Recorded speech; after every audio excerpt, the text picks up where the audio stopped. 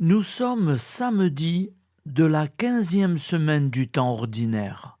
L'Église fête le bienheureux Louis Navarrese, prêtre et fondateur en l'an 1984, et Saint Élie, prophète au IXe siècle avant Jésus-Christ. Saint Élie. Ça me rappelle quand Jésus était sur la croix, il a appelé le prophète Élie avant de rendre l'âme à son Père. Évangile de Jésus-Christ selon saint Matthieu 12,14-21. En ce temps-là, une fois sortis de la synagogue, les pharisiens se réunirent en conseil contre Jésus pour voir comment le faire périr. Jésus, l'ayant appris, se retira de là. Beaucoup de gens le suivirent, et il les guérit tous. Mais il leur défendit vivement de parler de lui. Ainsi devait s'accomplir la parole prononcée par le prophète Isaïe. « Voici mon serviteur que j'ai choisi, mon bien-aimé en qui je trouve mon bonheur. Je ferai reposer sur lui mon esprit. Aux nations, il fera connaître le jugement. Il ne cherchera pas querelle, il ne criera pas, on n'entendra pas sa voix sur les places publiques. Il n'écrasera pas le roseau froissé, il n'éteindra pas la mèche qui faiblit. Jusqu'à ce qu'il ait fait triompher le jugement, les nations mettront en son nom leur espérance. Acclamons la parole de Dieu. Louange à toi, Seigneur Jésus. Je vous propose d'écouter un extrait de l'homélie du 20 juillet 2024. Jésus, une fois encore, est attaqué par les siens.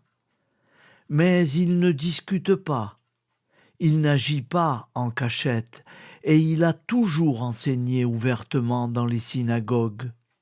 Que ceux qui ont des oreilles entendent et reconnaissent le Messie de Dieu. Mais lui ne rentre pas dans les discussions sans fin avec ses détracteurs. Il ne se fait donc pas de propagande personnelle. Jésus est doux et humble de cœur. Il guérit les malades, mais il leur demande de ne pas le faire connaître.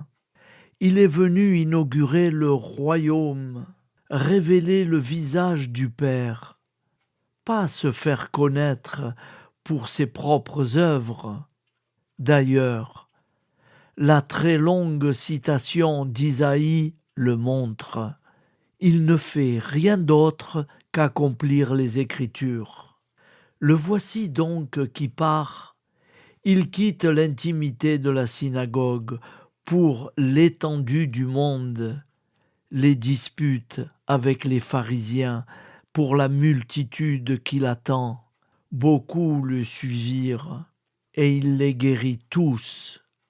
Son cœur est large, ouvert pour accueillir toute détresse et pour soigner toute maladie. Jésus guérit tous ceux qui le suivent. Voilà une allusion claire au fait que nous avons tous besoin de la guérison du Seigneur, parce que nous sommes tous malades du péché et de ses conséquences. Mais voici le temps de l'accomplissement de la prophétie. Voici le temps du jugement. Voici le temps du salut. Ouvre nos cœurs, Seigneur, aux merveilles de ton amour. Nous sommes aveugles.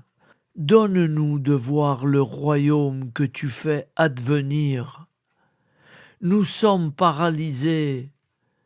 Mets-nous en marche sur les chemins de l'Évangile. Nous sommes sourds. Ouvre nos cœurs à ta parole. Fais en nous ce que tu dis, et nous vivrons. Acclamons la parole de Dieu. Louange à toi, Seigneur Jésus, au nom du Père et du Fils et du Saint-Esprit. Amen.